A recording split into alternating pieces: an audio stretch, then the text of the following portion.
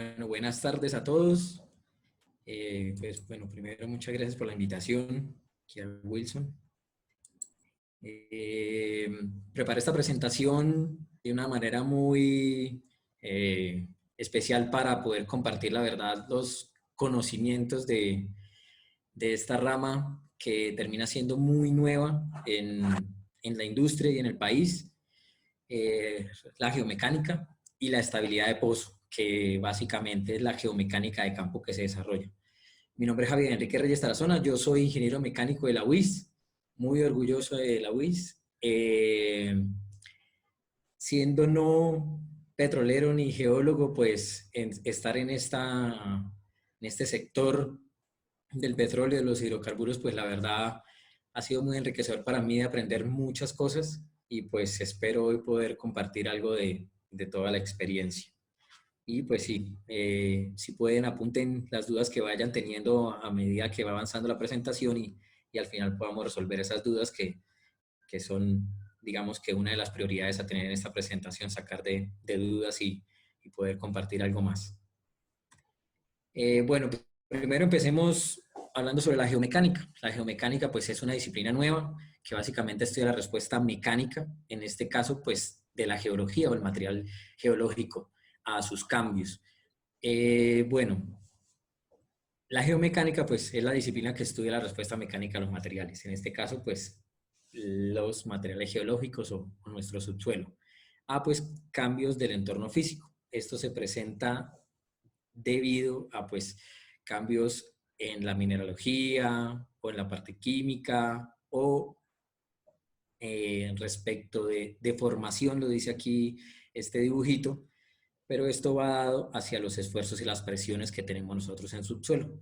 Cada formación tiene una característica dada respecto de su composición mineralógica, de la temperatura en la que se encuentre, de los fenómenos físicos y químicos a los que estuvo sometida, y eso genera que tenga unas propiedades físicas que la idea es estudiarlas, conocerlas y luego tomar las decisiones más apropiadas para el desarrollo de los proyectos. Lo que podemos comentar, como para no dejar tan incipiente esta entrada sobre la geomecánica, es que tiene un origen en la ingeniería civil. La ingeniería civil, pues, primero tuvo el estudio de los suelos y las rocas para sus proyectos, como ven, lo fueron túneles, taludes, vías.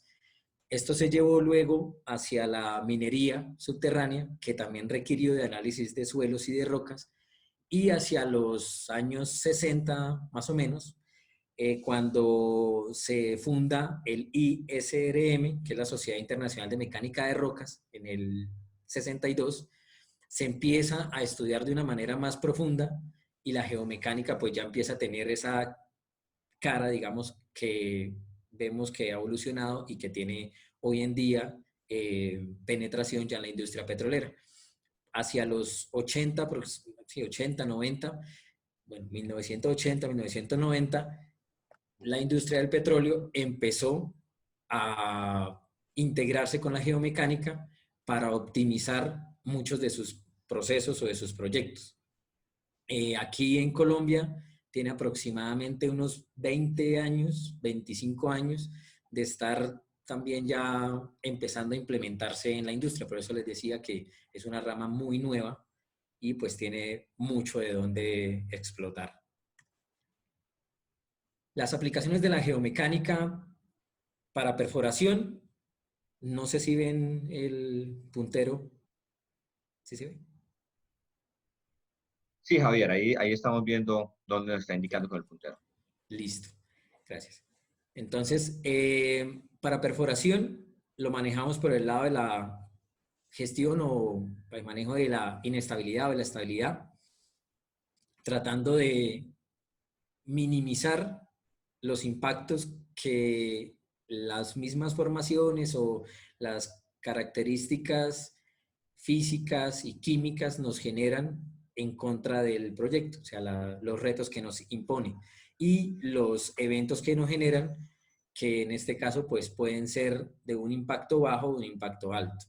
¿sí? Estos eventos pueden ser como el colapso, la pérdida de circulación, una pega o dificultades durante los viajes que nos hacen, digamos que en muchos casos, perder un tiempo adicional de gran proporción. En algunos proyectos se puede perforar durante, digamos, 3, 5 días y para hacer un viaje que no termina siendo muy largo, ¿sí? O sea, de muchos pies, de esos días de perforación puede durar hasta el doble del tiempo que se requirió para perforar, para poder viajar o sacar un VHA.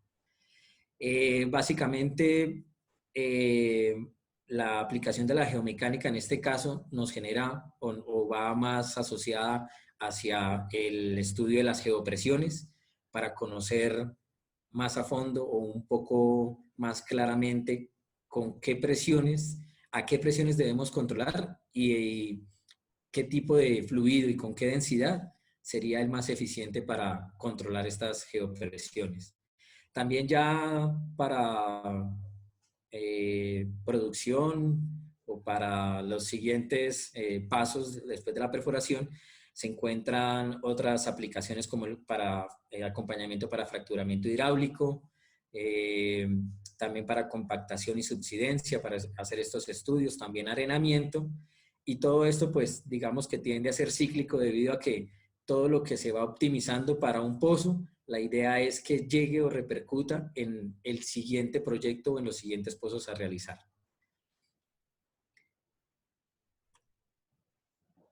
Bueno, esta diapositiva la puse respecto de los retos que tenemos. Entonces, como les mencionaba, pues la idea es estudiar el comportamiento geológico y los aspectos que tiene esa geología a invadir o a perforar, ¿sí? Debemos tener claro que nosotros no hacemos un hueco en el suelo, ¿sí? Nosotros hacemos un proyecto el cual requiere hacer un orificio de la manera más eficiente para conseguir o para lograr el objetivo de llegar a un punto al cual yo le pueda producir hidrocarburos. Entonces, según la cuenca donde se encuentre uno o según el direccionamiento del proyecto, si la trayectoria y las geopresiones o las formaciones a perforar, el proyecto se puede hacer mucho más retador, mucho más complicado.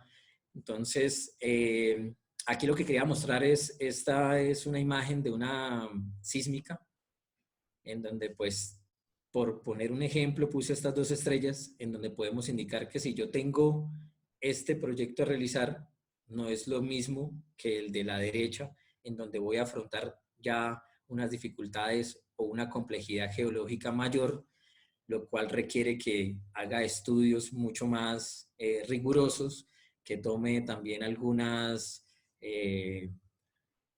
medidas más complejas o de mayor reto para poder conseguir mi objetivo. La lámina a la izquierda pues nos muestra que el proceso en la perforación pues lo que requiere a través de la geomecánica es que podamos tener un equilibrio entre la resistencia y el esfuerzo. ¿Sí? Nosotros siempre vamos a tener que convivir con dificultades técnicas, operativas, geológicas, y la idea no es, digamos que detenernos ante el reto, sino saber sortearlo y convivir con, digamos, las dificultades que nos presente el proyecto. Respecto de las dificultades, pues podemos hablar de los problemas de inestabilidad. La inestabilidad, pues bueno, es la pérdida o la falencia de estabilidad o de condiciones estables o apropiadas para continuar la perforación o realizar la perforación de una formación. En este caso, pues puede ser por formaciones inconsolidadas, por formaciones fracturadas o sobrepresionadas, o también pueden ser reactivas o en algunos casos móviles. Aquí se incluye la imagen y la observación sobre la pobre limpieza de hueco, que aunque no tenga que ver con la formación, sino más bien con la parte operativa, un problema que nos puede generar inestabilidad por complicaciones que nos genera el no tener una apropiada limpieza del hueco. genera una consecuencia. La consecuencia, pues, en este caso se refleja directamente en tiempo no productivo, que puede llegar a ser el 10% del tiempo total de la operación. Este tiempo se traduce, pues, en dinero, en fallas también operativas, en donde al ir sumando van incrementando los costos de una manera fuerte en un proyecto. Algunos estudios han indicado que se podría llegar a ser el 20% del valor total de un proyecto por inestabilidad o por falta de manejo de la estabilidad, en donde se pueden presentar inconvenientes como un control de pozo, una pérdida de circulación o una pega de tubería que en este caso, como lo podemos ver en la imagen, pues termina siendo de los ítems más costosos y pues de allí el tener un buen manejo de la estabilidad. El objetivo del análisis geomecánico pues siempre va a ser el ser más eficientes respecto de la operación y esto va a repercutir en tener menores impactos negativos, o sea, menores NPT, ¿sí? Tiempos no productivos, y esto pues genera que el proyecto pueda ser más eficiente en el sentido económico también. Pero no nos debemos primar en el sentido económico, sino en el de la eficiencia del proyecto. ¿Sí? Cada proyecto deja unas lecciones aprendidas que la idea es siempre tenerlas en cuenta en los siguientes, o siempre en tiempo real ir optimizando y de esta manera pues hacer un mejor proyecto. Esto tiene que ver lo de hacer una buena gestión de minimizar los tiempos no productivos con los tres ítems, el costo, el tiempo y los recursos, ¿sí? Porque también pues las herramientas, todo recurso que tengamos nosotros en la operación, la idea es que se maneje de la manera más eficiente. Bueno, ya para entrar un poco más en contexto de lo que la geomecánica nos lleva, está el modelo geomecánico. El modelo geomecánico básicamente es generar una ventana operacional planteando unos puntos mínimos y unos puntos máximos para la curva del peso del lodo. Entonces, primero necesitamos tener información que en muchos casos pues no se cuenta con ella porque la geomecánica pues el principal objetivo son con los pozos exploratorios.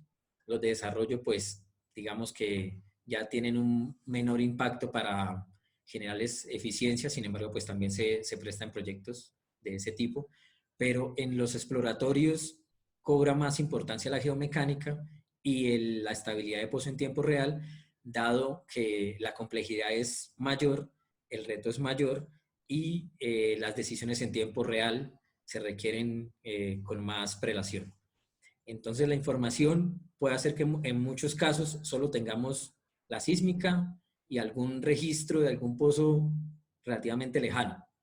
¿Sí? Entre más información tengamos, vamos a poder dar un producto mejor que sería, como a la derecha se indica, la ventana operacional, la cual pues nos permite generar digamos que una curva de peso de lodo que nos genere condiciones óptimas en todo el sentido de controlar la estabilidad del pozo. El modelo nos lleva a generar una presión de poro de la formación, una presión de colapso y una de fractura. El peso de lodo óptimo tiene que estar entre la presión de colapso y antes de la presión de fractura se encuentra otra que es el esfuerzo mínimo, que es el esfuerzo que puede soportar la roca. En la presión de fractura ya estamos al límite de romper o de fallar la roca, entonces ya estaríamos poniéndole un límite mucho más alto al óptimo. Lo veremos ahorita más adelante. Este recuadro pues es mucho más por el lado informativo. También se pueden determinar las propiedades mecánicas a través o bien sea de pruebas de laboratorio o por ecuaciones empíricas, poder llegar a determinar con un bajo error las propiedades mecánicas para saber para saber cuánto podría soportar la roca y de esa manera saber cuáles son mis límites eh, o el límite al que puedo llevar el peso del lodo. Esta imagen inferior, pues la idea es que lo podamos tener en mente respecto de si tengo, perdón, si tengo un peso de lodo muy bajo, pues voy a permitir que se derrumbe demasiado mi hueco, bueno, el pozo, la formación, y voy a tener un hueco en muy malas condiciones. De igual manera, si yo tengo un peso de lodo muy alto, yo voy a generar fracturas y también voy a generarme de esa manera muchos problemas operativos.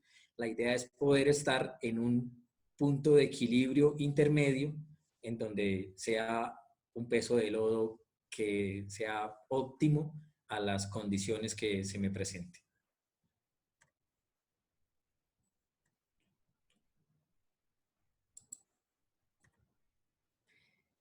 Respecto del modelo geomecánico, también nosotros terminamos analizando la trayectoria del pozo.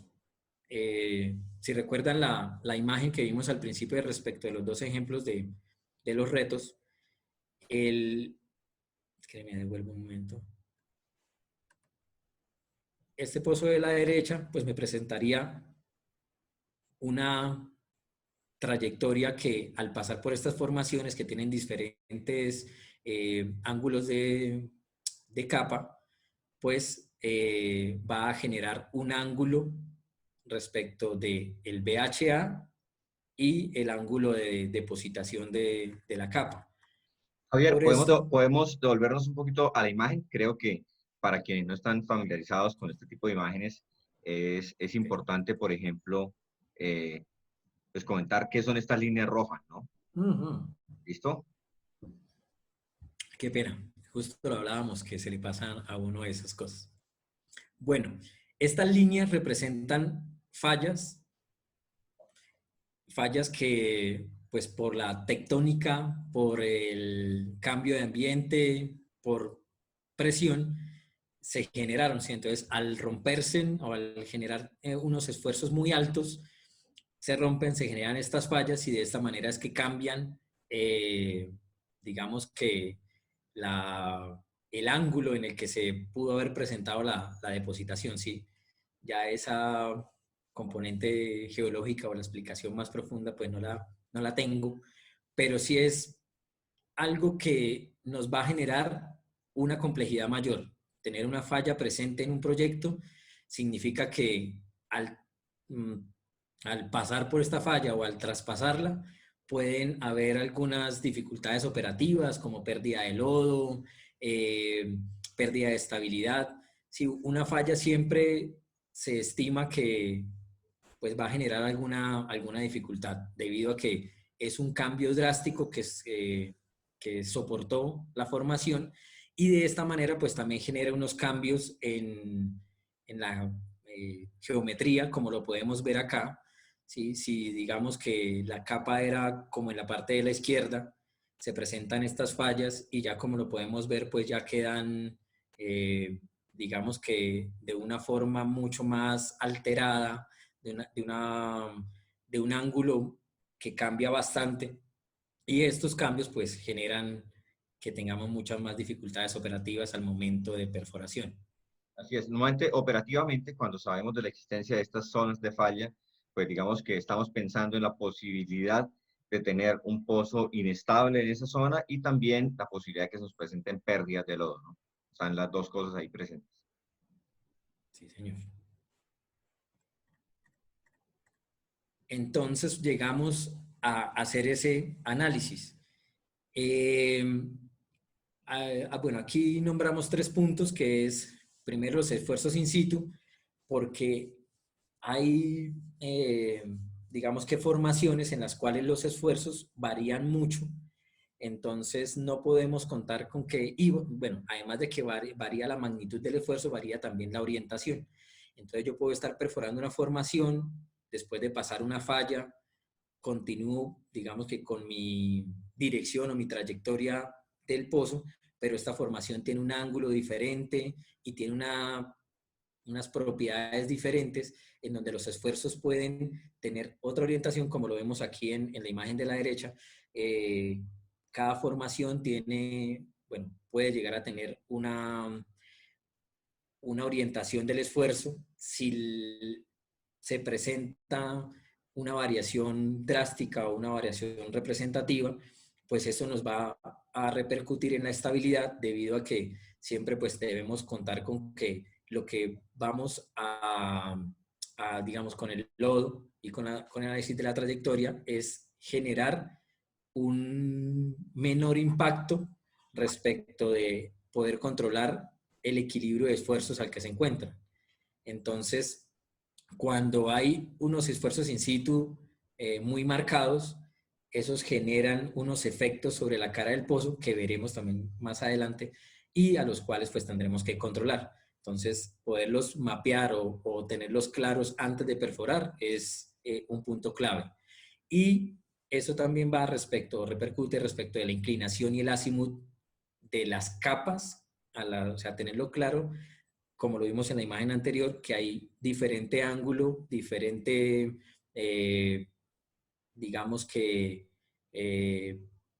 capacidad de la formación respecto capacidad, no, bueno, eh, resistencia de la roca, y según el ángulo con el que yo la perfore o la ataque, eso va a repercutir en que la roca, siendo la misma, pueda generar más o menos inestabilidad durante la perforación. Entonces, la inclinación azimut de la capa es una información a tener clara. Y el ángulo de ataque lo genera es la perpendicular de la capa, o sea, a 90 grados de la depositación de la capa, el ángulo respecto a la sarta o el BHA de perforación. Entonces, digamos, aquí como lo vemos en la imagen de la izquierda, nosotros tenemos, si hacemos la línea imaginaria de la perpendicular a esta formación, yo tengo un ángulo bajo, ¿sí? Down deep. Pero ya si tengo en la imagen de la derecha la perpendicular y el ángulo entre la perpendicular y el BHA o la sarta de perforación, pues voy a tener un ángulo más alto.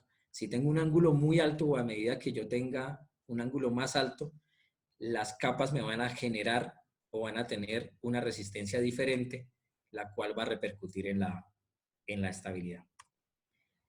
Respecto de este ítem de la inclinación de las capas y el ángulo de ataque, pues sí tengo esta imagen que puede ser un poco más clara. Entonces, como lo vemos en estos tres ejemplos, yo puedo una misma formación o un mismo volumen perforarlo de tres maneras, ¿sí? Totalmente perpendicular a la capa, a 90 grados o paralelo a la capa, o lo puedo hacer de una manera inclinada o oblicua. Según cómo lo haga, él va a repercutir en la resistencia. Esta imagen de la derecha es una imagen real de un proyecto en donde podemos ver que si la zona es muy fallada, yo no voy a tener de otra que perforar pasando de una formación a otra o hasta atravesando una o dos fallas, y ya no voy a poder controlar de una manera tan clara o tan fácil el poder generar un ángulo de ataque óptimo. Sin embargo, pues la idea es en estos casos poder tener una trayectoria que me genere la menor complejidad respecto de la estabilidad de pozo. Javier, Esta imagen, en señor. términos de estabilidad, ¿cómo describiríamos ese ángulo de ataque óptimo?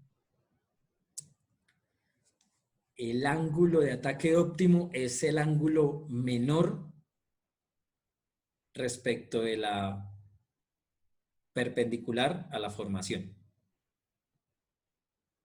O Ok, sea, o sea, si digamos, si hacemos la analogía, este esa down analogía dip del que vemos libro, acá. exactamente, cruzar, si esas capas de roca que tenemos ahí fueran las páginas de un libro, entonces digamos que sería Sí, perforar señor. ese libro de tal forma que atravesemos cada una de sus hojas de forma perpendicular. Exacto. Sí, ese es la analogía que se me pasó.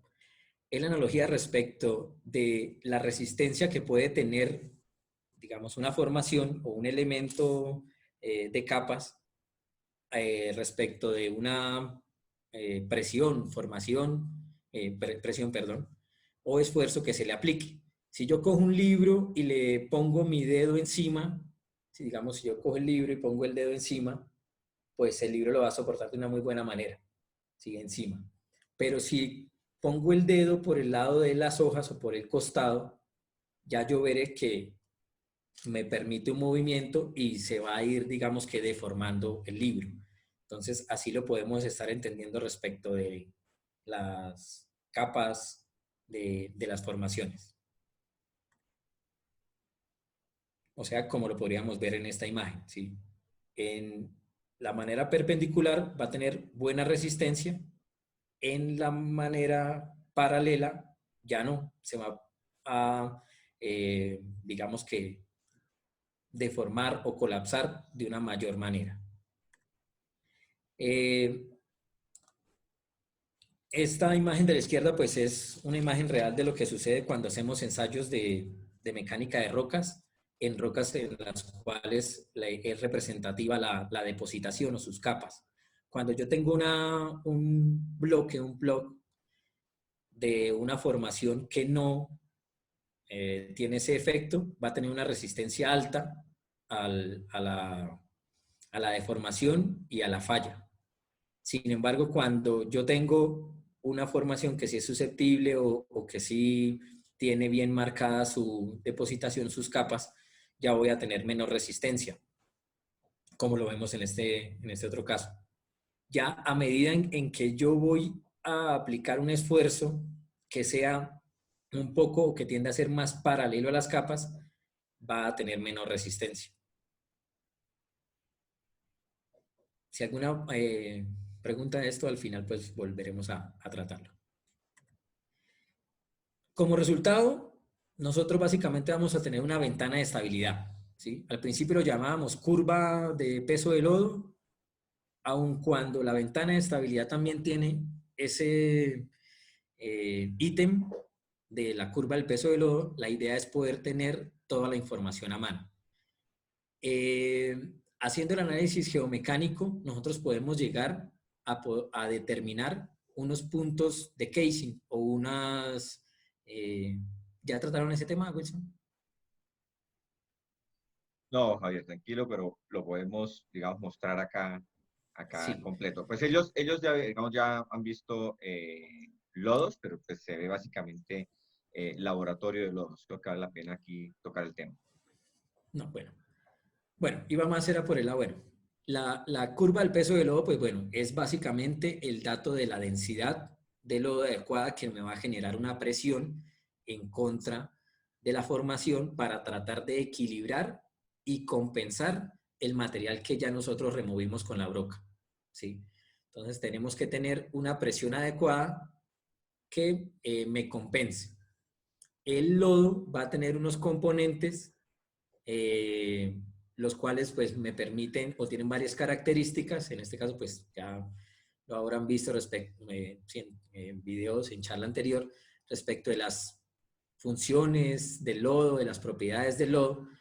Una de las que más nos interesa aquí pues es que genere un cake o una retorta, que genere una capa que haga un buen sello de la formación para que el lodo, digamos que no invada, pero que también los fluidos que se encuentran en la formación no salgan de la formación. Respecto del punto de casing, es el, la profundidad a la cual se da un cambio de sección o un cambio de diámetro de, de los recubrimientos, ¿sí? Digamos que es más evidente en ese sentido. Aquí en la parte de la derecha, nosotros vemos o se pudo graficar cada una de las secciones que se tuvo. En este caso, pues la imagen tiene 3 secciones. ¿Qué determinó poder hacer esas secciones? En este caso, de verlo por el lado de la ventana de estabilidad, pues el poder tener un manejo adecuado de las presiones de poro y de colapso. Bueno, también se tuvo en cuenta pues el esfuerzo mínimo y la presión de fractura. Sin embargo, pues las primeras a manejar son la presión de poro y la de colapso para poder mantener el equilibrio. Eh, la primera fase, pues siempre, que creo que ya lo vieron, es la del tubo conductor, 26 pulgadas, normal, arranca la perforación como tal, y en donde se presenten cambios drásticos de presión de poro, en donde me genere que yo deba incrementar o disminuir de una manera sustancial la densidad, el peso del lodo. Entonces, lo mejor es detener hasta ahí esa sección para poder con esa densidad diferente hacer la siguiente sección. No sé si quedó claro, Wilson, cómo ve ahí la explicación. Sí, básicamente lo que buscamos es que podamos mantener densidades de lodo seguras hasta las profundidades en las cuales revestimos y hacemos cambios. Cuando vemos cambios en estas condiciones que tenemos que mantener en nuestro lodo para que, digamos, la estructura del pozo se mantenga estable, pues debemos hacer un cambio en el tamaño del hueco que perforamos. De esa forma vamos construyendo como un cono que arranca con un tamaño más grande en superficie hasta terminar en el fondo con un menor tamaño. Digamos que a nivel estándar, a nivel mundial, lo que buscamos es poder llegar al fondo al menos en un tamaño de 8,5 pulgadas para que las herramientas que corramos luego dentro, pues, eh, digamos, sean fáciles de conseguir en el mercado. Así es. Este tercer ítem de zonas de precaución está dado debido a que es permisible que el pozo tenga una generación de derrumbes o un colapso. La idea no es que eh, el lodo pueda equilibrar 100%, o sea, sí equilibra la pared, ¿sí? Pero algo de derrumbe se va a generar por contacto mecánico o por alguna variación de la presión de la formación. La idea es poderle darle gestión a ese hecho. Respecto de las zonas de precaución, está más dado a cuando yo tengo planteado un peso de lodo, una densidad de lodo, pero hay ciertas zonas en las cuales, ¿cómo lo podemos ver? Digamos por aquí al inicio de esta sección, vemos que esta es la presión de colapso y en algunos momentos supera las líneas propuestas como el peso de lodo mínimo y el peso de lodo máximo. Entonces, en esos puntos en los que el peso de lodo que yo determine o se disponga, la presión de colapso supera el peso de lodo, va a generar derrumbes. Entonces, la idea es que podamos compensar o equilibrar de la manera más efectiva. Sin embargo, compensar 100%, o sea, tener un pozo con cero derrumbes, la verdad es imposible a mi parecer. Y de igual manera, pues también puede ser mucho más costoso y puede ser menos óptimo que el darle una buena gestión a esos derrumbes que se pueden presentar. Esta curva es el esfuerzo mínimo. El esfuerzo mínimo es básicamente la resistencia que tiene la roca antes de empezar a sufrir algún cambio. La presión de fractura ya es cuando ya él no soporta más o la formación, ese es el punto límite en el cual ya no hay, ya no puede resistir más y lo que se presenta es la fractura. Entonces, si yo llego al punto de fractura, pues ya voy a tener unas pérdidas masivas de lodo. Sin embargo, cuando ya me acerco al esfuerzo mínimo, puedo empezar a presentar alguna apertura de una fractura y de esta manera pues empezar también a tener algunos problemas operativos respecto de pérdidas de lodo. Entonces, nuestra curva óptima siempre va a estar entre la presión de colapso y de poro, que siempre están muy cercanas, y el esfuerzo mínimo para no afectar la roca, sino, digamos, no dañar la roca. Entonces, la curva de peso de lodo óptima va a ir en ese rango. Siempre la idea, pues, es tener un peso de lodo, una densidad de lodo baja, para que no nos afecte operativamente la ROP o no nos afecte también hasta en costos, ¿sí? Ser mucho más eficientes. Los cambios de sección, pues que serían los puntos de casing, lo que podemos apreciar acá, pues es que se presenta una caída o una variación drástica de estos valores de presión de poro, de presión de colapso, y se manejan de la misma manera en el sentido de una densidad del lodo que nos compense presión de poro y presión de colapso sin llegar al límite que sería el esfuerzo mínimo. Ya habiendo hecho una gestión de la geomecánica, del modelo de estabilidad, de la ventana de estabilidad, lo que nos queda básicamente es desarrollar el proyecto. Ya pasando de la teoría a la práctica, pues en campo sí hay una persona, en este caso, digamos, esa es mi labor, la labor que yo desempeño en campo.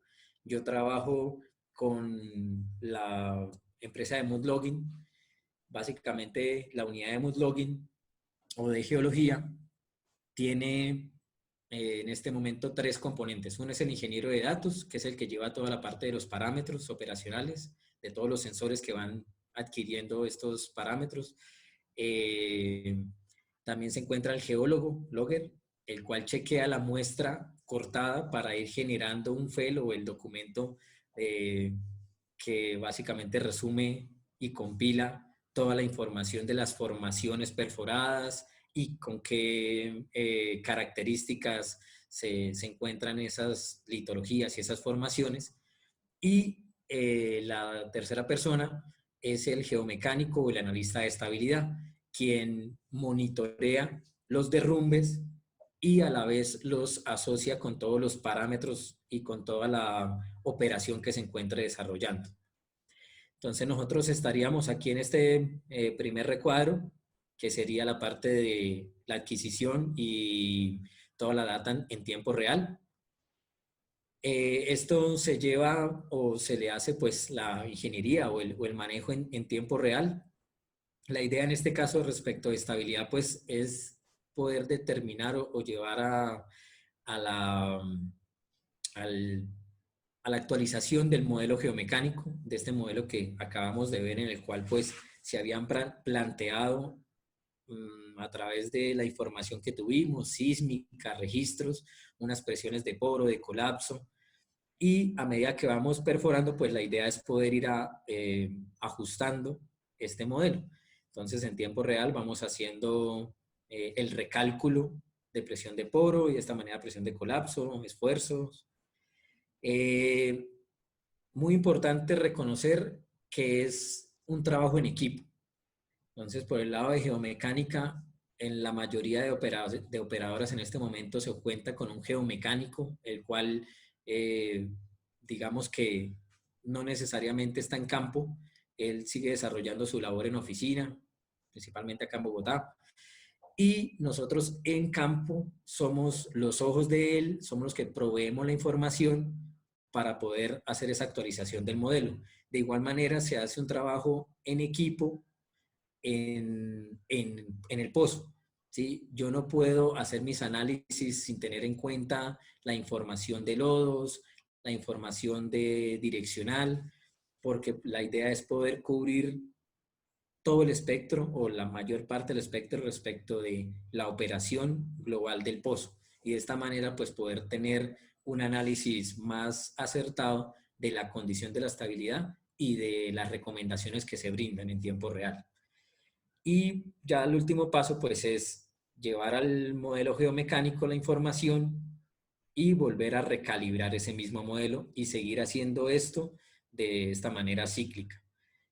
También hay otros consultores o expertos que están involucrados en la operación a los cuales pues también la idea es recurrir para poder tener un mejor análisis de toda la información, tanto operacional como de lo que se va presentando litológicamente, que es lo que más nos influye. Debemos tener unas consideraciones de estabilidad, que pueden ser por efectos mecánicos o químicos. Entonces, en mecánicos, pues, además de las prácticas operacionales, pusimos también el peso del lodo, que básicamente es nuestro elemento principal, o la densidad del lodo y el lodo, para compensar los esfuerzos que tiene la cara del pozo mientras estamos perforando, mientras está el hueco abierto o expuesto. Y los efectos químicos, porque según las propiedades también químicas tenemos que tener un tipo de lodo que nos genere estabilidad. Por ejemplo, pues ya lo habrán visto, está el lodo base agua, el lodo base aceite.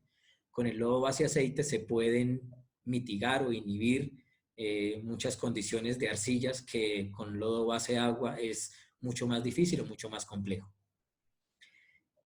Otro ítem pues es la identificación de los mecanismos de falla. Nosotros ahora que veamos más adelante en la presentación respecto de lo que nos indican los derrumbes, que es el mecanismo de falla presente, eh, la idea es poder ver, o analizar de mejor manera qué nos está mostrando el pozo, qué es lo que más le influye.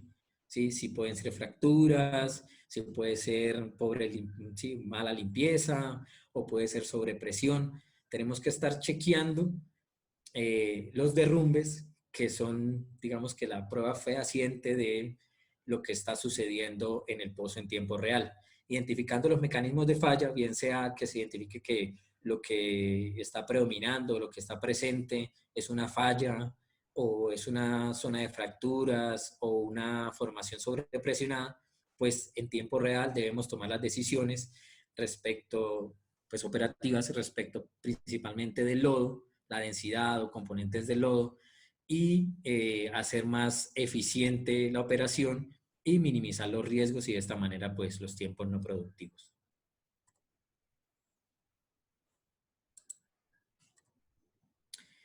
El monitoreo en tiempo real es lo que les comentaba respecto al análisis de estabilidad. Sí, entonces, después de tener una planeación en donde se da el tipo de lodo, la curva, la trayectoria y el estado mecánico, pues lo que queda de hacer respecto de la parte operativa en campo es básicamente el cálculo de la presión de poro con parámetros operacionales para hacer lo que les comentaba de ir haciendo una actualización o una actualización del modelo geomecánico y el monitoreo de la estabilidad con la caracterización de derrumbes o K-bins. Entonces, pues primero que todo, el cálculo de la presión de poro está dado por una ecuación, la más popular, pues la ecuación de Eaton, en donde se tiene en cuenta principalmente el esfuerzo de sobrecarga, la presión hidrostática y en este caso un exponente D, el cual ya veremos cómo se calcula, pero a través de esta ecuación matemática se puede calcular o estimar de una manera muy acertada, muy ajustada, la presión de poro de la formación. Requiere de un factor B, que vemos acá, este exponente, el cual se ajusta de manera empírica. A medida que nosotros vamos haciendo proyectos en diferentes cuencas, pues se ha visto la optimización de este factor después de poder hacer ya pruebas propiamente de presiones con los registros y haciendo los ajustes a las calculadas teóricamente. Este exponente D, pues básicamente se está calculando con parámetros operacionales, que es la ROP o la rata de penetración, las revoluciones por minuto de la broca, el peso sobre la sarta, el diámetro de la misma broca, porque pues eso también nos influye de una manera representativa según el área que nos genera la broca o el área que estamos, de la sección que estamos perforando.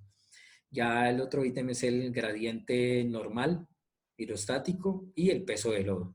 De esta manera pues ya hay muchas hojas de cálculo o software que nos hacen este cálculo directamente y de esta manera pues nosotros podemos hacer esa gestión de la actualización de la presión de poro en el modelo geomecánico.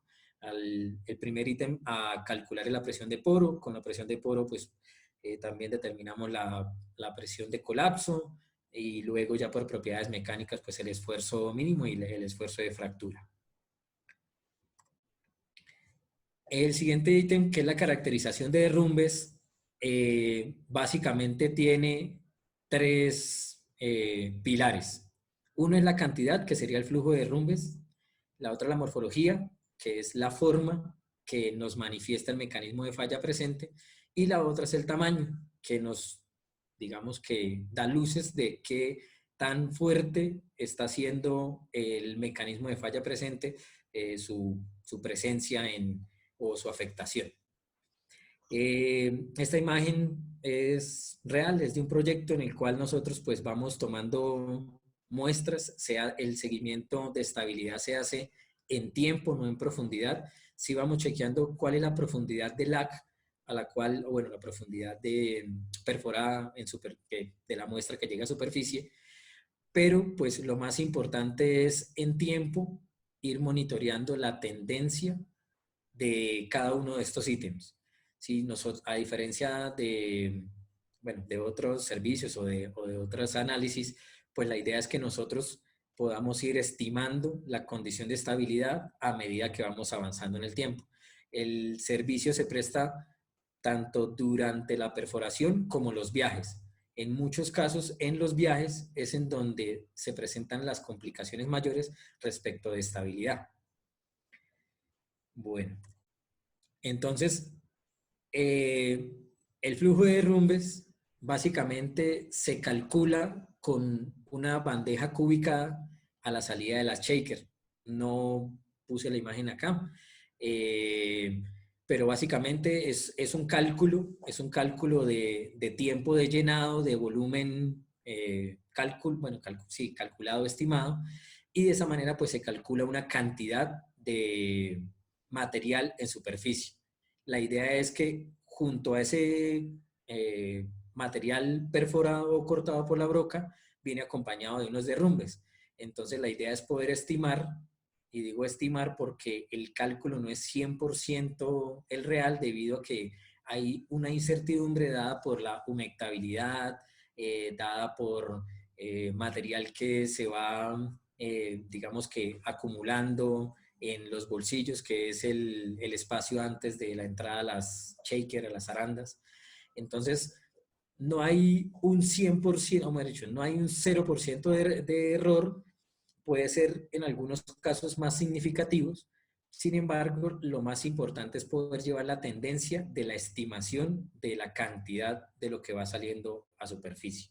¿Sí? Ese es uno de los ítems, la cantidad del material que llega a superficie. Sin embargo, el más representativo es poder ver el mecanismo de falla presente a través de las morfologías. Eso sí lo tenemos acá. Entonces, yo vi que en una presentación alcanzaron a hablar de las morfologías. Pues me pareció que lo hicieron de una manera muy adecuada, muy buena. Aquí estaría básicamente repitiendo lo que Wilson ya les presentó, pero como con otras imágenes adicionales o para verlo un poco más con claridad. La primera morfología es la angular, que, bueno, sus características físicas es que tiene caras en ángulo agudo, como lo podemos ver aquí en esta imagen. Es como si viéramos la punta de un barco o una pirámide, básicamente. Importante es que a través de ella, cuando se manifiesta o cuando se ve, es que puedo reconocer qué es característico de una falla por anisotropía de esfuerzos. Suena bastante interesante esta frase de anisotropía de esfuerzos, sin embargo no es más que encontrarnos con un punto, una zona o una formación en la cual el esfuerzo horizontal máximo es mucho más grande o más fuerte que el esfuerzo horizontal mínimo y genera como un cierre de la formación.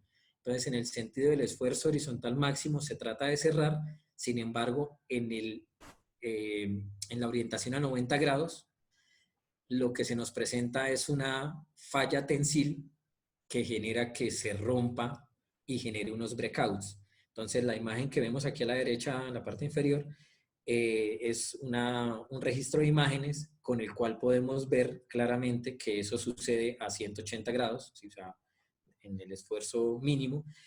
Con estos registros de imágenes, yo puedo ver cuál es la orientación del esfuerzo máximo y mínimo de una manera mucho más clara. Y en la orientación, porque estos registros se hacen de manera orientada, y de esta manera, pues yo estimar cuál es la orientación de esfuerzos de esa formación o de esa zona en particular. También pues la idea es que siempre va acompañado de una recomendación al tener claro cuál es nuestro mecanismo de falla. En este caso, como el esfuerzo máximo trata de cerrar la formación, la idea es incrementar la densidad o el peso del lodo. ¿Para qué? Para generar una mayor presión sobre la cara del pozo y poder contener este esfuerzo que me está tratando de cerrar la formación. De igual manera, operativamente hay otras observaciones, como el repasar 2 veces cada parada en estas zonas para tratar de acondicionar un poco más el hueco y dejarlo, digamos que en un diámetro un poquito más apropiado para que en el viaje no tengamos dificultades por esa tendencia a cerrarse el pozo en esa zona. Y pues siempre se va a hacer la observación de mejorar un caudal efectivo de limpieza para que toda la muestra pues la podamos recuperar de una mejor manera en superficie y tengamos un hueco mucho más limpio. Otra de las morfologías es la tabular y blocosa. Aquí lo puse en una misma porque digamos que se parecen mucho, ¿sí? Básicamente, pues como su nombre lo dice, tabular, pues parece una tablita y el blocoso es, digamos que una tabla con mayor volumen. La diferencia es básicamente el grosor, pero tiene la misma diferencia de ser un fragmento con caras planas y paralelas. Bueno, cabe la salvedad que no siempre son como el libro los muestra. Aquí en la parte inferior, si es una imagen en la cual pues podemos ver que a pesar de que tienen la misma característica de caras planas y paralelas, perdón, alcanzan a verse en algo diferentes en la imagen. Entonces, pues pasar de la teoría a la práctica a veces pues nos genera ese ruido. ¿Qué representan estas morfologías? Por el lado de los tabulares, planos de debilidad preexistentes, o sea, son asociados directamente a la depositación, a la litología y a la formación. Y los blocosos son más respecto de las zonas con fracturas. Entonces, pues también que están afectadas pues sí, por tectonismo, en el cual pues genera fracturas. Y estas son las que más se deben, las que más se presentan y las que más se deben controlar respecto de una buena gestión de tener un lodo con un buen sello. Entonces las recomendaciones para estas morfologías son mantener el peso del lodo y mejorar el sello o el cake. Operativamente está el evitar el rimming, el back rimming, porque cuando yo repaso una formación que tiene estas morfologías características, pues remuevo esa capa o ese cake que me está generando el sello, que están impidiendo que se me erosione más esta litología o esta formación y evitar generar, pues, digamos que esos problemas por parte de uno operativamente es lo principal. Al igual que también las altas RPM generan esa remoción y generan ese, digamos, erosión provocada. Y de nuevo, pues mantener un caudal efectivo de limpieza. Esta otra morfología, al igual que la primera que vimos angular, son las dos morfologías a tener más en cuenta respecto de que se encuentre en una, digamos que condición a controlar. El astilloso o splinter es un caving que nos representa o está asociado a la sobrepresión. Entonces, cuando se nos presenta estas derrumbes con esta forma alargada, cóncava y con una textura como de pluma, muy frecuentemente viene acompañado con un incremento de gas.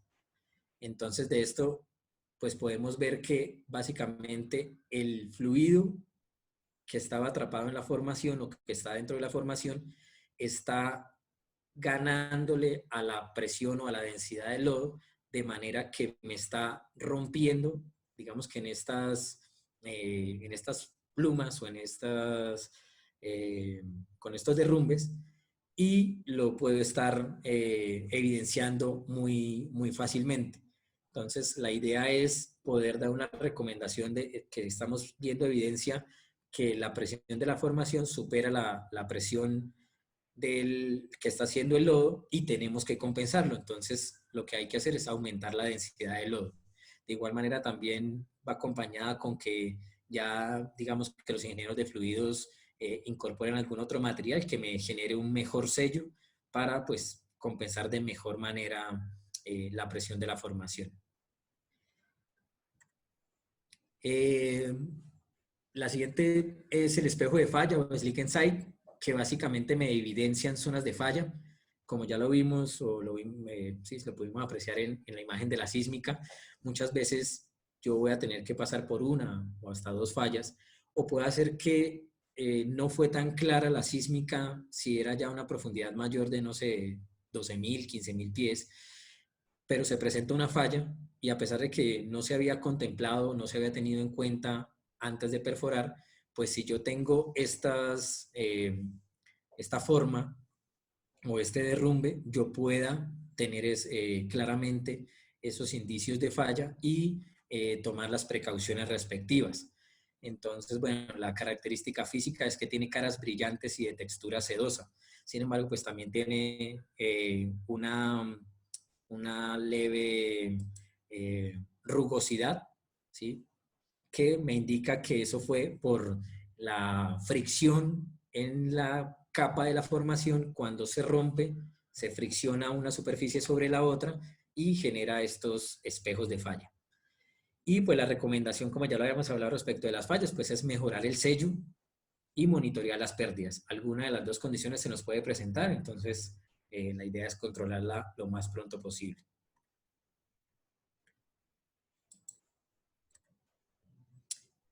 Por último, pues está la morfología retrabajada, que básicamente es cualquier otra morfología que se nos presentó, pero que por acción de desgaste en el camino entre fondo o de donde se derrumbó hasta llegar a superficie, se quedó dando vueltas y vueltas y se fue desgastando y sus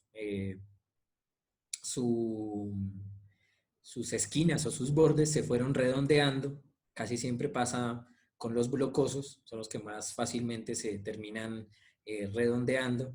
Y esto pues nos indica que en alguna parte o en algunas partes se está presentando o se puede haber presentado un washout o una caverna en la cual se empiezan o se tienden a acumular. Cuando nosotros viajamos, con el VHA y necesariamente tenemos que circular o sacar con circulación, se evidencia en superficie que se presenta esta morfología y ahí podemos, digamos que, hacer el amarre antes de poder realizar algún registro de caliper respecto de identificar algunas zonas con washout respecto de que nos encontramos con esta morfología en superficie. La recomendación es según el porcentaje en el que se encuentre, porque si a veces son 5%, 10% de la muestra total, pues no se alcanza a considerar cómo afecta a la estabilidad o la limpieza.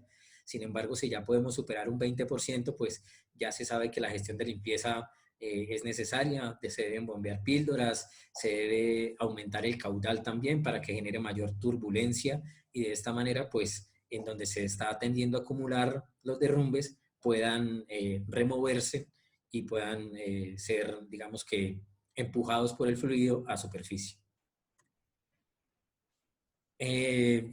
Bueno, ya poniéndolo en términos de lo que se consigue, pues el monitoreo de los derrumbes o el monitoreo en tiempo real de la estabilidad, lo que nos permite es estos ítems de los flujos, o sea, la cantidad de material que llega a superficie, que se entiende que se derrumbó, las morfologías que nos indican el mecanismo de falla y los tamaños que nos indican qué tan fuerte es el efecto del mecanismo de falla presente, se va llevando en un registro y este registro, que sí puede ir en profundidad a la vez que en tiempo, nos evidencie cómo se está manejando o cómo se está evidenciando los derrumbes respecto de el avance en la perforación. Sí, algunas formaciones presentan un mayor o un menor porcentaje de alguna morfología o presentan un mayor o menor cantidad de derrumbes. Entonces esto nos indica qué formaciones o con qué parámetros alguna formación tiende a desestabilizarse o a mantener la estabilidad. Entonces, pues la idea es que siempre se pueda llevar ese seguimiento para tener una buena claridad de la condición de estabilidad. A su vez, realizar pruebas como la LOD nos genera una información muy valiosa, porque con esta prueba se pueden ajustar las curvas, se puede ajustar el esfuerzo mínimo. Con eventos como los empaquetamientos o el show gas, también yo puedo editar o puedo recalcular la presión de poro o la presión de colapso. ¿Sí? La presión de colapso por el lado del empaquetamiento, si hay un incremento grande o repentino de cavings, de derrumbes, y el gas, porque pues si la densidad de lodo no es la adecuada para contener el fluido, se me va a presentar el show gas. También pues los cavings, porque si la morfología puede ser, como les comentaba, astilloso o angular y una cantidad alta, pues me pueden ayudar a ajustar el modelo sabiendo que se me está presentando anisotropía de esfuerzos o se me puede estar presentando una formación sobrepresionada o una sobrepresión mayor de la que se había estimado. Bueno, ya para ir finalizando, pues este es un ejemplo de un proyecto en el que estuve. Básicamente, pues mucho tocó editar aquí y borrar, porque pues por confidencialidad no se pueden presentar. Pero lo que sí quería mostrarles es respecto de, bueno, este software es uno de visualización de todos los componentes, bueno, del modelo. ¿Sí? Entonces tenemos aquí la ventana de lodo, en donde aquí lo que preferimos graficar para este proyecto fue el colapso y la fractura. Nosotros teníamos un peso de lodo estimado, en donde, como lo podemos ver acá, en algunos momentos el peso de lodo iba a poder compensar bien la presión de colapso, que iba a estar mucho más abajo, pero en algunos momentos ese mismo peso de lodo no iba a superar la presión de colapso, por ende se nos iban a presentar mayor cantidad de derrumbes o mayor posibilidad de derrumbes. En este caso, pues, las posibilidades sí se nos fueron manifestando, sin embargo, pues, influenciadas más por la trayectoria a la cual nos fuimos, digamos que, adecuando. En este caso, bueno, aquí en esta parte está la trayectoria, que es la inclinación y el azimut. Aquí está el dogleg severity. El dogleg severity muchas veces influye respecto de generar mayor tortuosidad, mayor contacto y mayor generación de derrumbes, no por inestabilidad, sino por el contacto.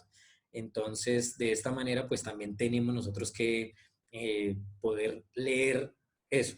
Digamos, aquí en la parte final del modelo se estimaba que que el peso de lodo iba a compensar bien la presión de colapso. Sin embargo, al tener unos dogleg altos o unas variaciones significativas, como lo podemos ver acá, sí nos generó algo más de derrumbes que no estaba, digamos, que contemplaba para esa zona.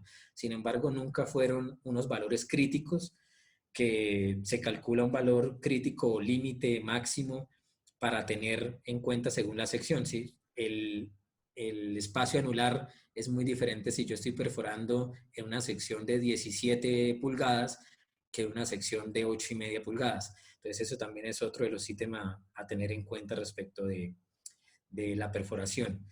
El poder tener una buena limpieza también lo podemos ir chequeando con el ECD. Si el ECD está estable, también se le pone un valor crítico o un valor máximo respecto del peso de lodo. El ECD básicamente es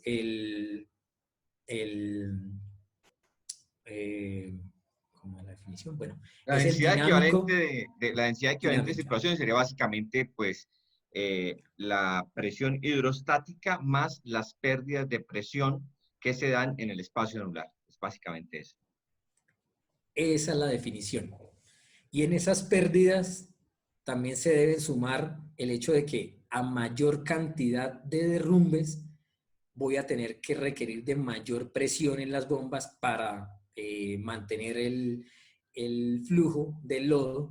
Entonces eso me va a generar incrementos de ECD, de esa componente dinámico. Entonces, pues el monitoreo del ECD también es un factor relevante. Aquí esta gráfica básicamente nos representa algo como lo que comentó Wilson del trip inchar o trip lock, o bueno, tiene muchos nombres, pero básicamente la representación gráfica del avance en tiempo de la broca, las operaciones, los eventos que se presentaron en el avance o en el viaje. Entonces, como lo podemos ver, para poder llegar a este punto o a esta profundidad, se requirió todo este tiempo, estos son días, entonces como unos 3 días y medio, y el viaje alcanzó a durar un día. Estas gráficas se hacen por sección, entonces de aquí hacia arriba estaría hueco revestido, entonces esa zona pues no es competente para análisis de estabilidad. Pues no sé qué otras observaciones podríamos ver aquí en este ejemplo, pero pues ya estamos en la zona de preguntas. Bueno, Javier, muchas gracias. Creo que Con es gusto. un muy buen recorrido por todo este tema de geomecánica y estabilidad de pozo. Y pues digamos que ahora lo que nos queda es pues escuchar las preguntas que tengan acá los estudiantes para enriquecer la charla. Yo tengo Buenas una. tardes. Muy Buenas buenas damas. tardes. Siga. Eh, Javier, cuando usted hablaba de un lodo con un buen sello, ¿a qué hace referencia? O sea, porque de pronto ese término de sello sea como ya en términos ya de campo y no tengo como una buena entendimiento de un Ok, lodo con un buen sello. ya, bueno. Eh, el lodo nos genera una capa que se llama cake y ese cake se le denomina sello, ¿sí? Entonces los componentes que tiene el lodo van a generar, digamos que esa frontera entre el fluido y la formación. Entonces el sello es poder generar un buen cake, ¿sí? Un buen sello, un buen cake que me haga o me recubra la formación expuesta.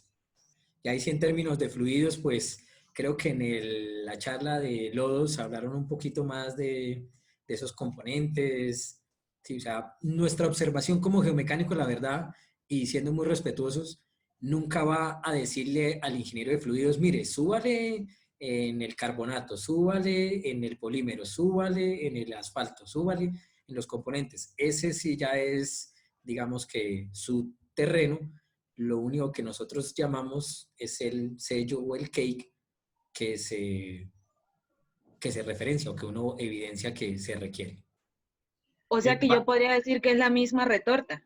Sí, La sí, retorta, esa. ese es el cake. Cuando hablamos de sello, o sea, lo que buscamos es que esa retorta haga un trabajo eficiente en la pared del pozo y no permita que la formación se vea invadida por fluido. Eso es básicamente lo que buscamos, porque en términos también de estabilidad, si la formación se nos invade de fluido, también se puede hacer menos estable.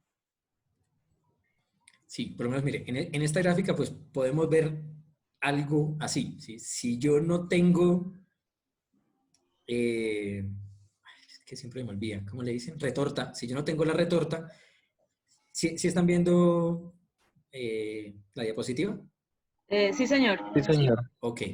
Entonces, mire, si yo no llego a tener acá un cake, un sello, una retorta, el fluido, como me lo muestra este gráfico, va a invadir, en especial en esa zona fracturada o en esa zona con planos de debilidad, sí que serían, digamos que microfracturas, y lo que va a generar es erosionar. Entonces, digamos aquí, si este fuera un ejemplo real, aquí podría generar que el hueco se me incremente hasta donde va el puntero.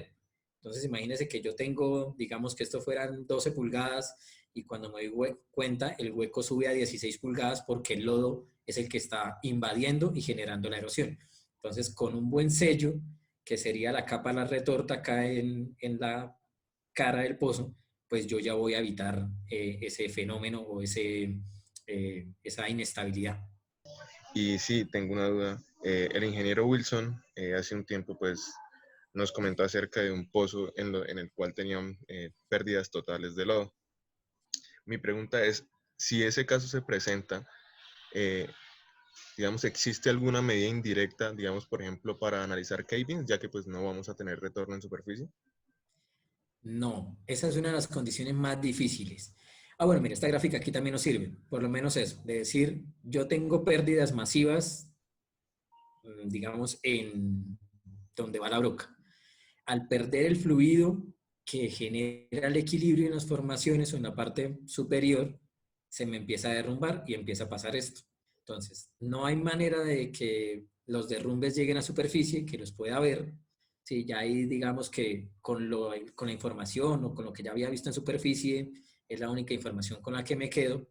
Y de esa manera, pues a ver si, digamos que la estabilidad está mucho más comprometida, pero el hecho de no tener fluido que me pueda compensar va a generar que se derrumbe. En muchos casos, un pozo se pierde por esa causa debido a que se genera un empaquetamiento, así como se ve acá, que luego termina siendo imposible porque si yo no tengo circulación de fluido que lo arrastre, se compacta muchas veces.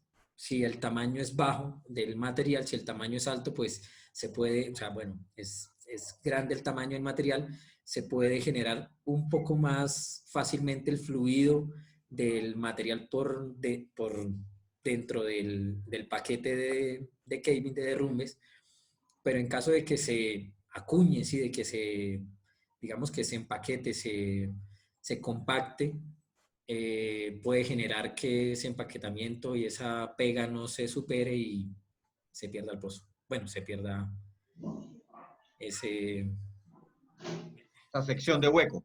esa sección Sí, de hueco. esa, digamos que esa condición es la que con frecuencia en el pozo, cuando si llega a suceder, la llamamos el peor de los mundos, porque perdemos retornos, no tenemos la forma de chequear muestras, perdemos hidrostática. Si es muy severa la pérdida, pues como comentaba Javier, el material que tenemos en el anular se va al fondo, nos puede atrapar la broca. Por eso en estos escenarios lo que uno recomienda es inmediatamente llevarse la sarta hacia arriba, alejarla del fondo y buscar la forma de mantener ese anular lleno, que normalmente lo que hacemos es por la línea del kill line, bombear fluido para mantener el anular lleno. Sí. Lo del kill line, ¿sí lo conocen? Este grupo no ha visto todavía el tema de well control, pero es básicamente Sí. una línea que tenemos conectado en nuestro arreglo de preventoras y que hace que el fluido que se bombee llegue directamente al anular, no tenga que Eso. pasar por dentro de la tubería y salir por la broca, sino directamente llegue al anular para mantener esa, esa columna de fluido. Eso, sí, es para que les quede claro que la idea es eso, compensar el fluido que ya no estoy teniendo en la parte anular, porque pues dentro de la tubería sí, a través de las bombas puedo ir eh, llenando, pero entonces también a través del otro, de- por el otro lado, pueda ir compensando en la parte anular para que al menos yo tenga la columna hidrostática que compense mientras se puede sortear la pérdida. Eso sí vi que lo tuvieron en la charla de fluidos de perforación respecto de las píldoras de pérdida, que básicamente es mucho material granulado o grande, si eso es cáscara de coco, de arroz, para que en los poros en donde se están, o las fracturas en donde se está perdiendo el lodo, pues la idea es que queden taponadas con eso y luego el lodo pueda generar el cake encima y de esa manera pues digamos que ya controlar la pérdida de fluido. Igualmente, digamos, en zonas donde se va a perforar, que se conoce la existencia de yacimientos naturalmente fracturados, pues algo que funciona también muchísimo es el tema del PSD, del Particle Size Distribution, y es estudiar cuál es la distribución óptima de grano, por ejemplo, en el caso del carbonato de calcio, para que los diferentes tamaños de grano hagan, digamos, un recubrimiento efectivo de la cara de esas fracturas y eviten que tengamos permanentemente una situación de pérdida de lodo en el pozo. Sí. ¿Otra pregunta, muchachos? Sí, señor. Buenas tardes, ingeniero. Yo tengo una pregunta. Al ser usted el ingeniero geomecánico, la información de cómo va a estar conformado el BHA para la perforación, ¿proviene de su grupo de trabajo o hay más personas que están incluidas en eso. No, no, No, todo el diseño del pozo, la parte, la hace el equipo de ingeniería, digamos específicamente el Drilling Engineer está trabajando en los diseños de los diferentes PHAs. El geomecánico va a estar todo el tiempo haciendo el monitoreo ahí en tiempo real, evaluando lo que está saliendo de esos derrumbes del pozo para podernos dar recomendaciones y nosotros buscar la forma de perforar el pozo de la manera más eficiente. ahí está. Ah, ok, gracias. Yo tengo otra duda, ingeniero. Digamos, según lo que puedo entender, los cavings tipo, pues los retrabajados es porque, digamos, llevan ya mucho tiempo en el pozo, ¿no? Sí, Ok, listo. Digamos, cuando esos cavings ya salen a superficie, eh, ¿cómo, o sea, de qué parte del pozo uno podría decir que es el derrumbe si ya llevan mucho tiempo abajo circulando? buena pregunta. Bueno, esa pregunta, créame que es tan buena que todavía gente con muchos años de experiencia la sigue preguntando. ¿Eso de dónde es? La mayoría de veces es imposible determinar bien de qué profundidad viene, en especial cuando tenemos, digamos que una formación muy homogénea. En caso de no ser así, o sea, de no ser tan homogénea, yo sí puedo chequear la litología de esa muestra. Entonces yo puedo identificar si es una arcillolita, si tiene alguna característica de algún color y verlo en el FEL, que es el chequeo de la litología en profundidad, y poder saber si aproximadamente es de algún intervalo. Pero cuando es muy grande, o sea, digamos yo tengo un intervalo de 1000 pies con arcillolita de la misma característica, pues yo ya no le puedo decir de dónde es, a menos de decirle, es entre 5000 y 6000 pies.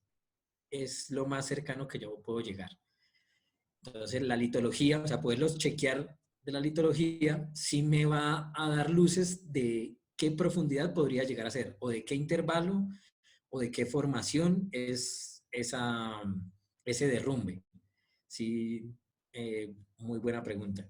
Sin embargo, pues es eso, es muy complejo poder dar con de qué profundidad termina siendo.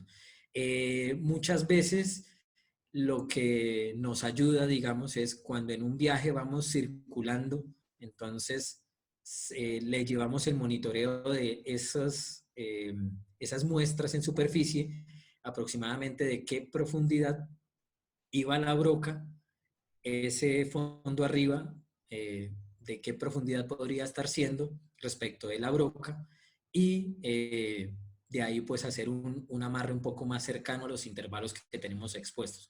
Pero muchas veces si yo tengo, como le decía, no sé, varios miles de pies de hueco abierto y tengo repetida la litología en varios intervalos o un intervalo muy grande de ese hueco abierto, pues ya ahí sí no podría decirle exactamente o cercanamente de qué profundidad es. Lo que sí nos va a decir inmediatamente, digamos, el encontrar, digamos, ver una tendencia creciente en el volumen de los caving retrabajados que nos salen del pozo, es que estamos teniendo problemas de limpieza. Eso de una vez nos levanta una alarma relacionada con el tema de limpieza. Como lo decía Javier en la presentación, lo que miramos acá es principalmente tendencias, ¿sí? ¿Cuál es el comportamiento que está teniendo, digamos, a través del tiempo, los volúmenes que están saliendo? Por acá, Así es. por el chat nos están colocando, Javier también dice, buenas tardes, ingeniero, es posible que nos, y ya lo abrimos, lo que dice acá, es posible que nos hablara algo de la geomecánica del piedemonte llanero. Javier, contémosles algo de esa experiencia, de esa geomecánica. Bueno, siguen viendo la presentación, ¿cierto?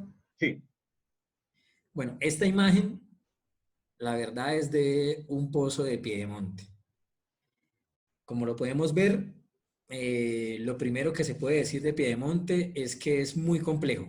La geología en Piedemonte es de lo más complejo que hay. Es la más compleja hasta donde entiendo en Colombia. Y no sé comparando con qué otros sitios, pues la complejidad sigue siendo la referencia que es muy alta.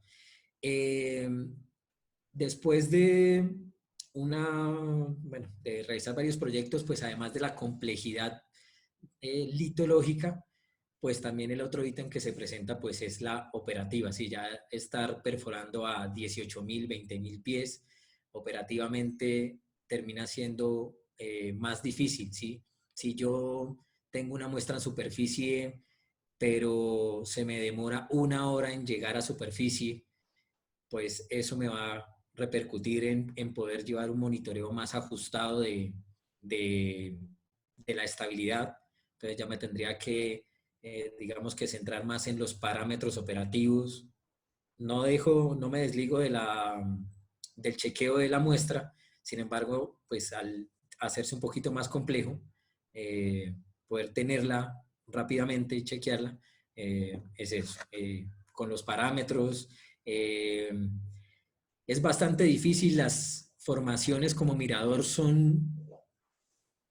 una arena que es muy dura, que es muy abrasiva, que desgasta mucho las herramientas, y entre esas arenas hay niveles de arcilla, que son denominadas carboneras, las cuales se pueden presentar desde carbonera, digamos, en una sección,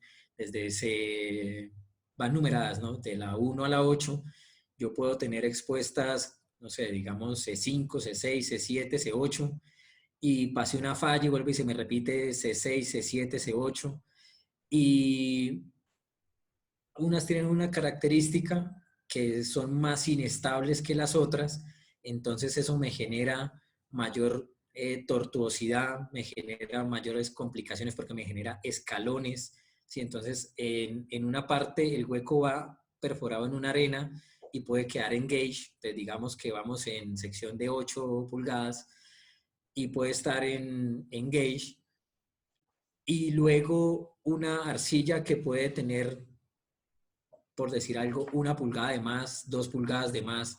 Cuando yo vaya a hacer viajes, esos escalones que se generan de tener en algunos intervalos 8,5 y en otros 10 pulgadas, pues va a ser más difícil el paso de estabilizadores, de broca. Es bastante complicado Piedemonte, se aprende mucho, requiere, la verdad, de lo que yo he visto, ha requerido de mucho trabajo en todo el sentido geomecánico, pero también operativo. Empresas de brocas han requerido mejorar sus brocas porque el Piedemonte lo exige. Las empresas de fluidos también, mejorar su retorta, mejorar sus propiedades del kill point.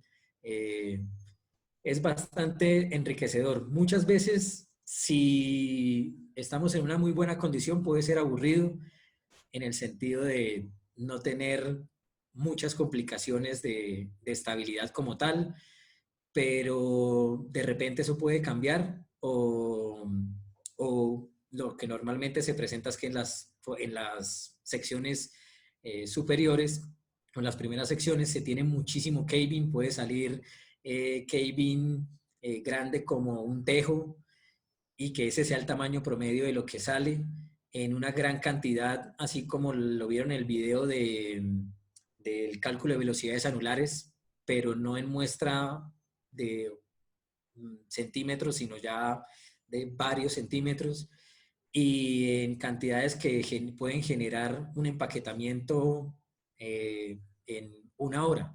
Entonces es un campo retador y se puede aprender mucho si pueden trabajar allá. Siempre es complicado, es muy, muy retador. Y lo que nos ha enseñado sobre todo es que el trabajo en equipo es fundamental para poder sacar esos proyectos adelante. Ese es un tema clave. Así es.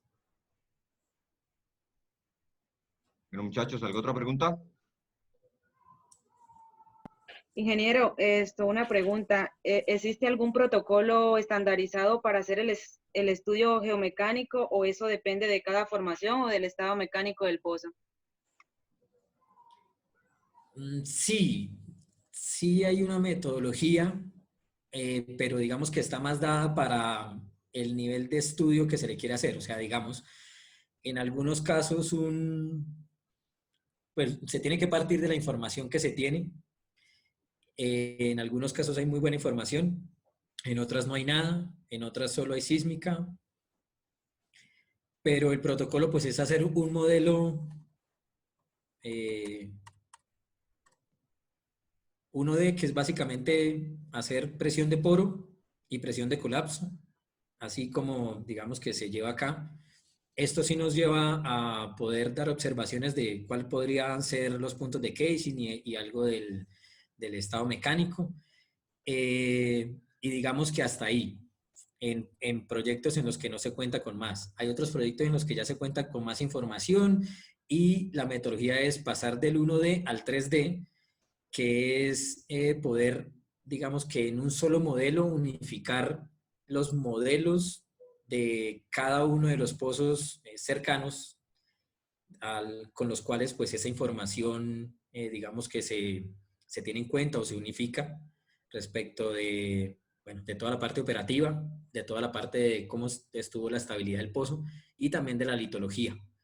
Y amarrando estas tres, pues ya queda un modelo mucho más completo o robusto. Pero, y bueno, y la parte de llevarlo ya a campo y de irlo actualizando a medida que se va avanzando. Esta es como la metodología a grosso modo, pero depende mucho de el interés en que la geomecánica sea relevante en los proyectos. Hay operadoras en los que, pues digamos que la observación es que han perforado, bueno, no operadoras, la verdad, más bien algunas personas, las cuales no le creen mucho a la geomecánica porque no entienden o no han tenido la necesidad de invertirle más tiempo y más análisis porque sus proyectos no han tenido, digamos, una alta complejidad. En casos como Equion, como BP, que estaba ya, que estaba, sí, estaba en Piedemonte, ellos sí requirieron de generar estas metodologías, de implementar geomecánica, de implementar la optimización en todo. Sin embargo, en otras cuencas, pues no se requiere de esto. Eso se ve reflejado en digamos que, el aprendizaje de todos los equipos de trabajo y a la vez en los tiempos de los proyectos. Hay proyectos que en 20 días usted puede perforar 3 pozos, mientras que en Piedemonte nosotros nos estamos demorando 360 días en perforar un pozo. Muchas gracias. Vale. Muchachos, ¿alguna otra inquietud? Sí, ingeniero, yo tengo otra inquietud. Eh, digamos, hablando pues de ratas, de Kevin, pues digamos ya el ingeniero nos comentó que es pues normal tener retorno a estos. Pero mi pregunta es, a partir de qué rata uno puede decir, venga, ya tenemos problemas en el pozo, o eso depende de qué, o... Sí, la idea es, teniendo el estado mecánico claro, o sea, sabiendo qué diámetro de broca se va a perforar la sección, y también operativamente, antes de empezar la sección, se determina un caudal o un flujo de un galonaje de lodo eh, para limpieza o para lubricación, bueno, de trabajo, que nos va a generar pues lubricación, limpieza, todo. Teniendo estos dos ítems y calculando el volumen de anular disponible, se hace un cálculo para saber cuánto sería el volumen crítico o la cantidad máxima de derrumbes permisible. También cuando se va a perforar, también se estima una ROP de avance. Entonces, con esta ROP yo puedo estimar cuántos cortes voy a producir. Le sumo los derrumbes y de esta manera puedo estimar cuánto puede ser ese máximo de cantidad de derrumbes al que yo puedo considerar crítico. Entonces, digamos, una sección de 17 pulgadas puede estar por los 3 barriles por hora, más o menos, ¿sí? Ya ahí, pues, lo que les decía, va en qué ROP se estima de avance o en realidad se tiene de avance y con qué galonaje se está sacando, porque se está operando. Porque no es lo mismo, digamos, si yo estoy teniendo una sección de 17 pulgadas con un 700 galones que con 1000 galones, ¿sí? Al tener mayor galonaje puedo generar mayor limpieza y eso me podría, digamos, que permitir que se me derrumbe un poco más la formación. Y el otro escenario puede ser en el cual tengo una sección de 8 pulgadas, de 8,5, en la cual ya se me disminuye el área anular, el volumen anular, y también se me puede disminuir la ROP, también se disminuye el galonaje. Entonces ahí ya podemos estar hablando, digamos, de 1,5 o 2 barriles por hora de derrumbes. Entonces de esa manera se hace la gestión o el manejo de el punto crítico o el volumen crítico, el flujo crítico de derrumbes. Ok, ingeniero. Y esto es independiente al tipo de caving? Es decir, digamos, por ejemplo, si estamos teniendo cavings tipo Splinter, no podemos permitir tanto volumen crítico o algo así. Uy, sí, pero sí, o sea, tienes razón en ese sentido, pero estamos hablando de la cantidad de lo que sale, ¿sí?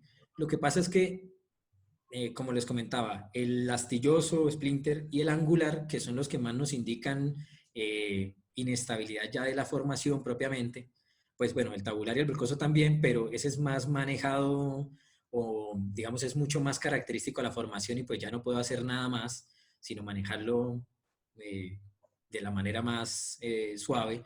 Mientras que si ya el astilloso que me está indicando sobrepresión o el angular que me indica anisotropía de esfuerzos, nosotros lo miramos es por el lado no de la cantidad, sino del porcentaje.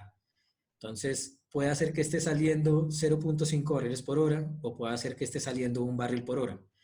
Pero lo que yo miro es si es el 5, el 10 o el 20% de esa cantidad, si es de astilloso o si es de angular. ¿Sí? Entonces, yo puedo tener 0,5 barriles por hora, que sería la cantidad, el flujo, pero si yo pasé de 5% a 20% de un Kevin astilloso, ya tengo que empezar a darle un manejo a la situación de estabilidad. ¿Sí? ¿Cómo puede hacer que yo tenga un barril y medio de Kevin, ¿sí? 1,5 barriles por hora, pero solo tengo 90% de blocoso y tabular, tengo 5% de astilloso y 5% de retrabajado? Entonces puede ser más la cantidad, pero el mecanismo de falla presente no me indica como tal una inestabilidad fuerte. Sí tendré que darle una gestión a analizar si ese material, o sea, esa cantidad sí me está generando un ECD alto, porque muchos proyectos, pues, por más que sea baja la cantidad en el ECD, eh, ya se ven los incrementos, o lo contrario, puede ser que yo estoy teniendo una cantidad relativamente alta o hasta cercano a lo crítico, pero el ECD no se me ve afectado. Entonces es poder combinar los 3 ítems, el tamaño, la morfología, la cantidad y los parámetros, y de esta manera pues estimar si en realidad estoy teniendo una complicación de estabilidad o es con lo que yo tengo que convivir, que es otro hecho que sucede.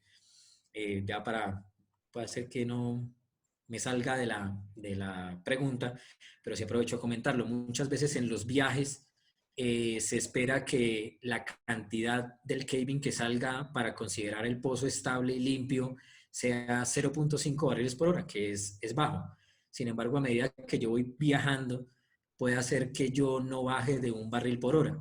Pero si yo ya chequeé todas mis condiciones operativas y menos de 1 barril por hora no tengo durante los viajes, pues no puedo hacer más que convivir con ello, ¿sí? Sí tengo que no perder de vista que no cambie mucho la tendencia de la cantidad y las morfologías o los parámetros operacionales.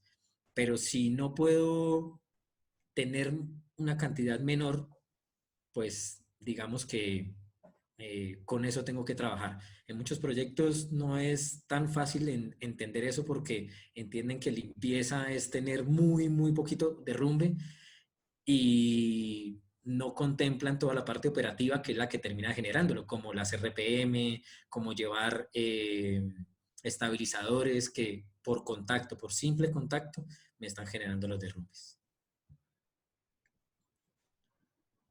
Digamos que el secreto está en hacer una lectura correcta de todos los parámetros que se tienen, de toda la información que está en el pozo y poder convertir todas esas lecturas en decisiones adecuadas para, como lo dice Javier, en algunos casos en los que tal vez sea muy complejo, pero es la única forma de hacerlo, poder hacerlo sin que dejemos herramientas en el fondo por allá pegadas a causa de derrumbes que se presenten.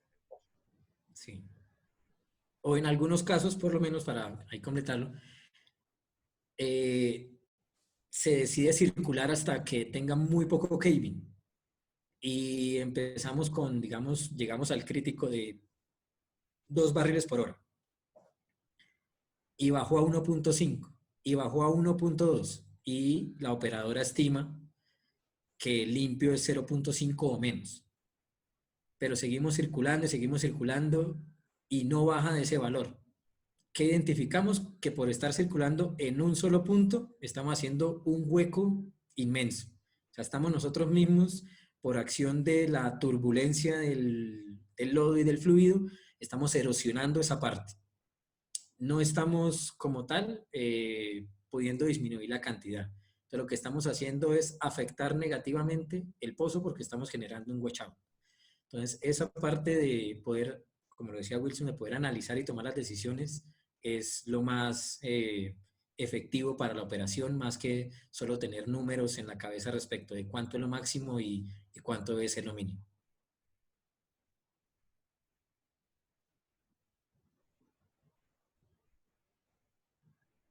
Bueno, muchachos, ¿tienen alguna otra inquietud? Bueno, por acá nos escribe Sebastián. Vamos a mirar, donde dice, para la producción, la compactación y subsistencia es ventajoso, pero ¿tiene algunas desventajas en la geomecánica o qué problemas se pueden presentar? Bueno, yo no he trabajado como tal en producción, pero sí sé que sí es una de las aplicaciones. Y sí, bueno, hasta donde entiendo, no es tan ventajoso como tal porque se pierden las propiedades eh, mecánicas de la roca por acción del desbalance que se genera porque yo estoy cambiando la condición de presión de poro y a la vez pues estoy afectando el valor de la presión que está teniendo la formación para estar estable. Entonces, hasta donde entiendo,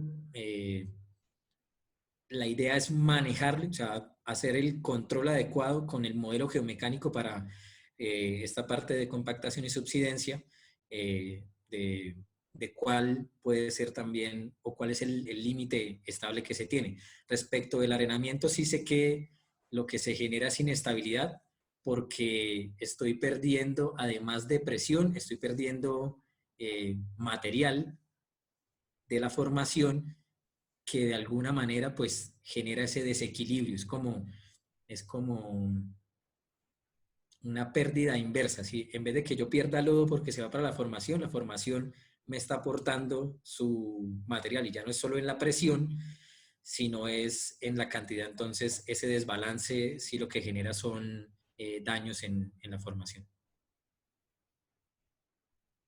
Efectivamente, esas condiciones lo que hacen es que tengamos zonas con presiones anormales o subnormales y eso se verá reflejado en la perforación. En muchas situaciones terminan esos puntos convirtiéndose en puntos en los cuales tenemos que correr un revestimiento para poder asegurar las zonas y luego continuar perforando con una densidad de lodo diferente. Bueno, Javier, muchísimas gracias por todo lo que nos compartió en esta conferencia. Espero en unos días tenerla publicada en el canal de YouTube, en Drilling Ahead, y pues ahí seguramente seguirán apareciendo preguntas y se irá armando como ese espacio para compartir y seguir aprendiendo entre todos.